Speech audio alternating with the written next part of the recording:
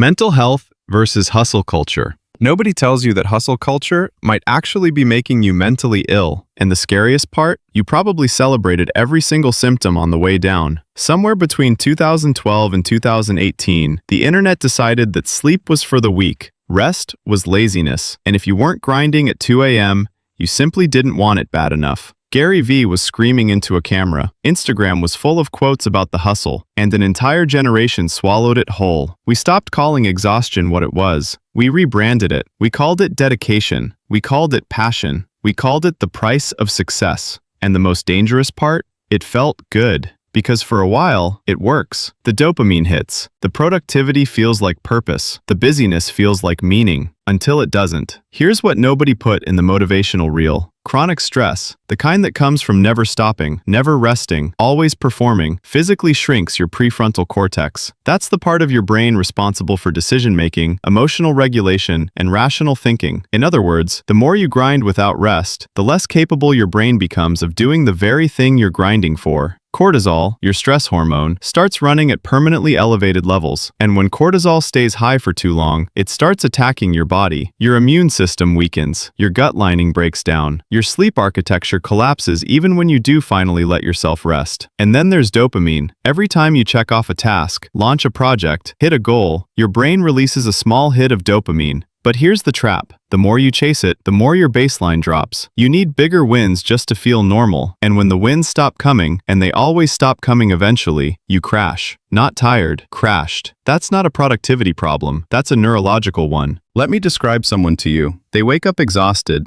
Even after 8 hours of sleep, they feel guilty the moment they stop working. They can't enjoy a day off without their brain telling them they're falling behind. They've stopped seeing friends because socializing feels like wasted time. Their identity is so wrapped up in what they produce that they genuinely don't know who they are without their work. Sound familiar? Because that person isn't a high performer. That person is describing the early stages of burnout disorder, a condition the World Health Organization officially classified as a legitimate medical syndrome in 2019. We were out here putting that on our vision boards. The sleeplessness was discipline. The isolation was focus. The anxiety was just ambition with nowhere to go. And the inability to rest was just proof that we were built different. We weren't built different. We were just really good at ignoring the warning signs. Now here's where it gets complicated, because the backlash to hustle culture created its own problem. Somewhere around 2021, the internet swung hard in the opposite direction. Quiet quitting went viral. Bed rotting became an aesthetic. Do-nothing girl summer, soft life, underconsumption core. And look,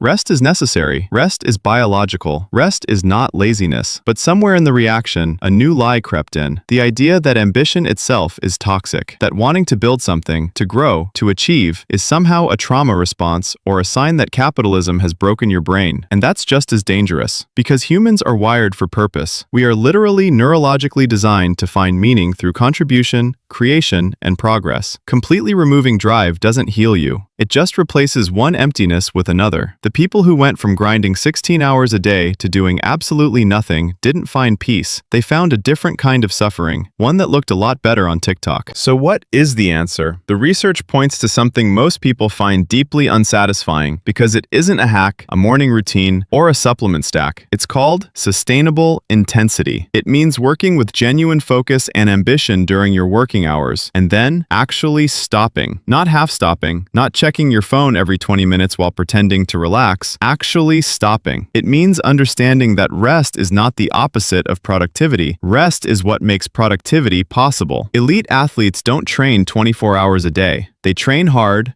recover completely, and come back stronger. Your brain works exactly the same way. It means building an identity that exists outside of your output, because when your entire sense of self-worth is tied to what you produce, any slow season, and there will always be slow seasons, becomes an existential crisis. And it means being honest about the difference between healthy ambition and compulsive achievement. One is driven by genuine desire. The other is driven by fear. Fear that if you stop, you'll fall behind. Fear that your worth is only as real as your last win. That fear is not your personality. That fear is a symptom. Here's the truth that hustle culture never told you and the soft life aesthetic conveniently ignored. The most productive, creative, and mentally healthy people in the world are not the ones working the most hours. They're the ones who figured out that their brain is their most valuable asset, and they protect it like one. You were not born to optimize yourself into the ground. You were not born to do nothing either. You were born to build something that matters, and to actually be alive while you're doing it. The grind will always be there. Your mental health has an expiration date if you ignore it long enough. So choose wisely.